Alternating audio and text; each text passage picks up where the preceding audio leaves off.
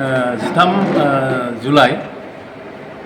जोङो दिनैहाय नैबे नेपालनि झापा डिस्ट्रिक्टनि रयेल निर्भान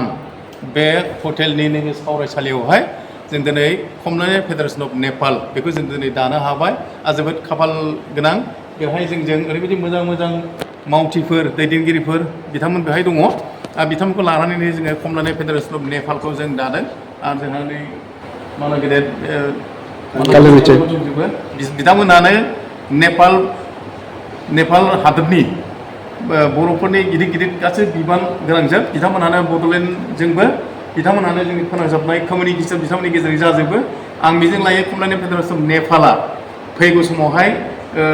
गोबांथार बेवहाय प्लेयार दिहुननो हागोन ओमफ्राय जोंनि थांखियानो जाहैदों मा फैगौ नभेम्बर दानावहाय गुवाहाटीयावहाय खमलायनायनि इन्टारनेसनेल आरो नेसनेल लेभेलनि बेवहाय चेम्पियनशिप जानो थांगासिनो दङ दा बेनि सिगां जोङो नुसुंसे हादर हिसाबै नेपाल आरो जोङो भुटानावबो जोङो दाहैनो नागिरदों दिनै नेपालावहाय दानाय जाहैबाय खमलायनाय फेडारेसन नेपाल बिथांमोननिफ्राय जोङो बेवहाय प्लेयार इनभाइट खालामहरगोन बिनि सिगां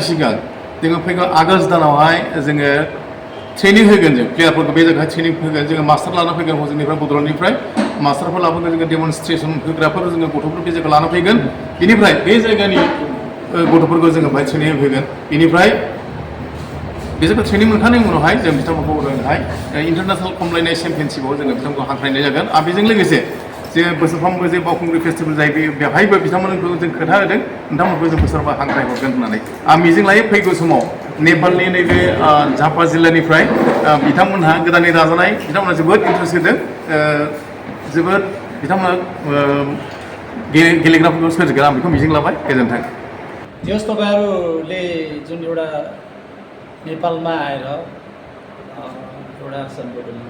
आसाम बोडोल्यान्डबाट नेपालमा आएर जुन एउटा स्पोर्ट खमलाइनायको एउटा कमिटी तपाईँहरूले जुन एउटा फाउन्डेसन गर्नुभयो धेरै धेरै धन्यवाद नेपालबाट पनि हामी जसरी हुन्छ सहभागी गराउँछौँ अब सबै टिम हाम्रो एउटा टिम नै एक भएर उयो गर्ने पठाउँछौँ हामी है ल नेपाल सरकारको वरिष्ठ राष्ट्रिय खेलकुद परिषदको वरिष्ठ प्रशिक्षक अहिले सेकेन्ड क्लास अधिकृत हो मेरो यो रिटायर लाइफ पनि भइरहेछ म कालु मेचे मेरो अब मेचीनगर 12 भन्दै शुभकामना सहित अब यो नेक्स्ट प्रोग्राममा चाहिँ हामी एउटा जुटेर कसरी हामी यसलाई राम्ररी गर्ने कसरी हामी खेलाडी पठाउने